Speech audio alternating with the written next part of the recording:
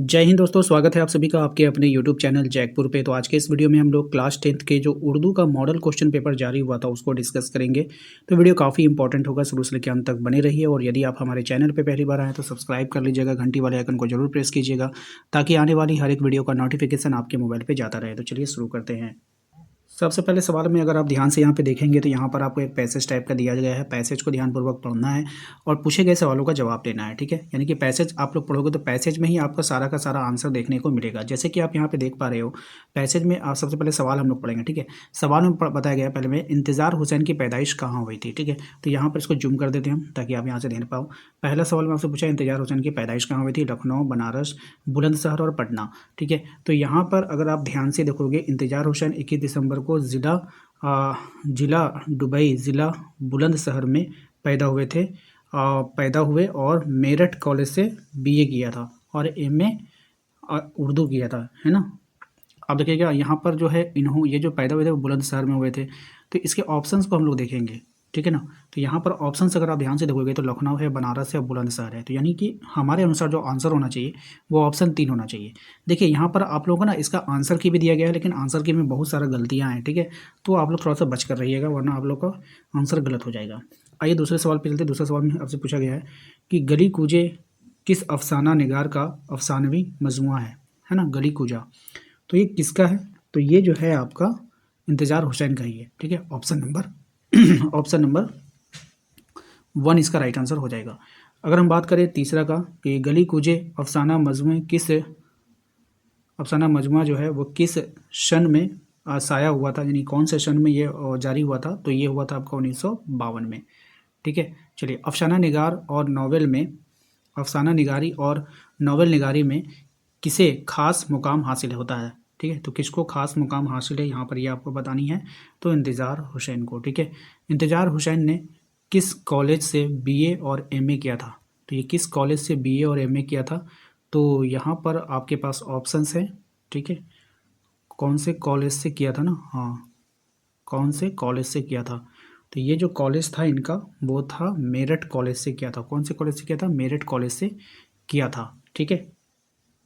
अब आइए दूसरे सवाल पे आते हैं। दूसरे सवाल में देखिए आपसे पूछा गया है कि मंदरजा झेल गैर दर्शी शायर इक़्तबास को पढ़ें और नीचे दिए गए सवालात और जवाब दीजिए। तो इल्म है आपस में इखलास है ना, वक़ूत के लिए ये नहीं है, यह नहीं औरों के नुकसान व हलाकत के वास्ते, यानी इल्म के बारे में बोल रहा है। तो इसके बारे में इसको पढ़ लीजिएगा। यहाँ पर देखिए क्वेश्चन आंसर है, हम लोग इसको करते हैं।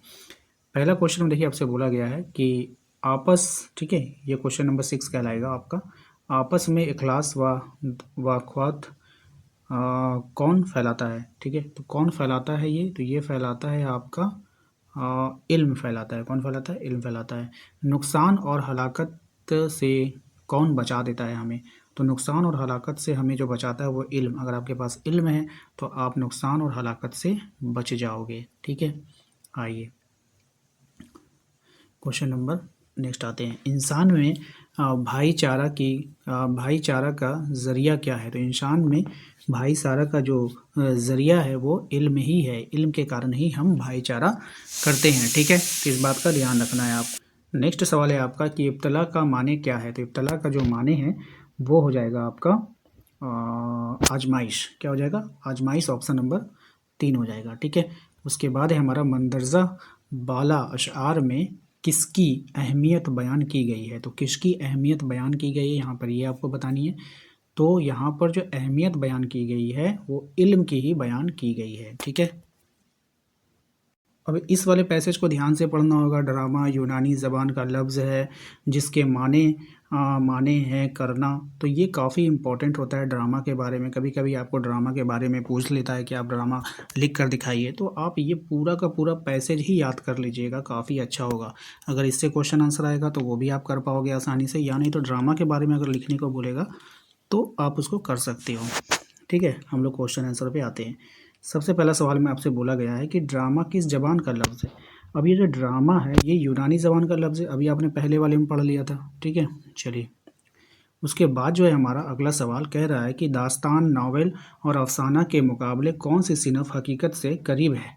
तो कौन से हो जाएगा आपका, तो ड्रामा, ड्रामा जो है हकीकत के करीब है। ठीक है, आइए क्वेश्चन नंबर आते हैं नेक्स्ट पे।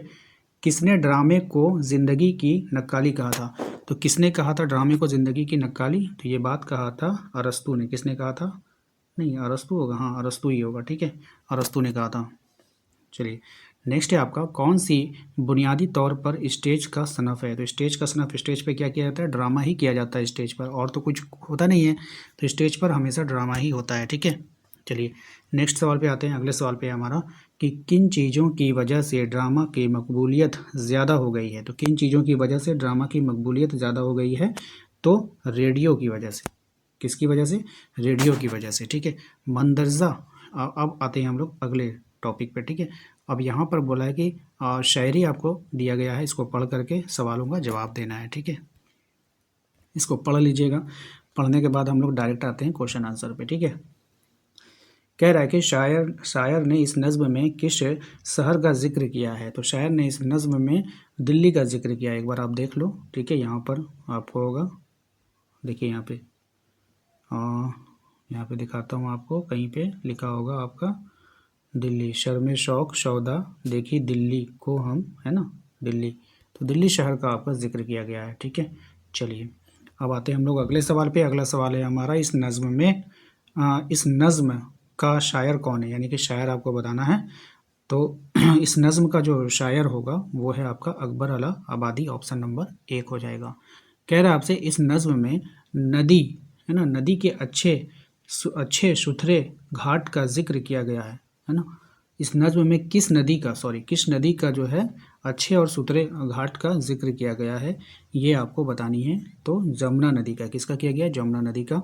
चलिए अगले सवाल पे आते हैं, और इसमें आपसे कहा गया है आपके शायर में लफ्ज़ का कनाट से क्या मुराद है? तो शायर में लफ्ज़ कनाट का मुराद है कनाट पैलेस। ठीक है, ऑप्शन नंबर 1 हो जाएगा।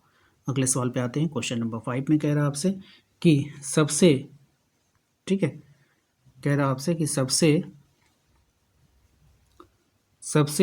ऊंचे लाट को देखा मशरे में, लाट से कौन सा मुराद है? तो लाट से जो मुराद हो जाएगा लॉर्ड कर्जन। लाट से क्या मुराद हो जाएगा? Lord Curzon. ठीक है, चलिए ये तो हो गया आपका कंप्लीट। अब आते हैं नेक्स्ट में। तो इसके आगे जो है अब सब्जेक्टिव क्वेश्चन आंसर है। आप यहाँ पे ध्यान से देख पा रहे हो कि दर्जा झेल के उन्वानात पे से किसी एक पर 250 में 300 अल्फाज पर मुस्तकमिल एक मजमून लिखना है, जो आपके 10 नंबर के लिए आपको दिया गया मजमून है। तो पहला मजमून है आपका ग्लोबल वार्मिंग पे आपको मजमून लिखना है। उसके बाद रोज़गार एक मसला है, इस पर आपको लिखना है। और उसके बाद है आपका कौमी इत्तेहाद मुल्क की ज़रूरत है। ठीक है, इस पर आपको एक मजमून लिखना है। ये सब भी हम लिखवा देंगे आप लोग को धीरे धीरे। ठीक है, तो ये सब भी हम करवा देंगे आप लोगों को। तो बस आप लोगों को करना क्या है, चैनल को सब्सक्राइब करके रखिएगा, घंटी वाले आइकन को प्रेस करके रखिए, और आप अपने उर्दू वाले ग्रुप को ज्वाइन कर लीजिएगा। मैंने लिंक डिस्क्रिप्शन में डाल रखा है, वहाँ से जाकर के जो भी बच्चे उर्दू के स्टूडेंट हैं तो प्लीज़ इसको ज्वाइन जरूर कर लीजिएगा। ठीक है, ताकि आप लोगों की हेल्प हो पाए। तो मिलते हैं हम लोग नेक्स्ट अगले वीडियो में। Thank you.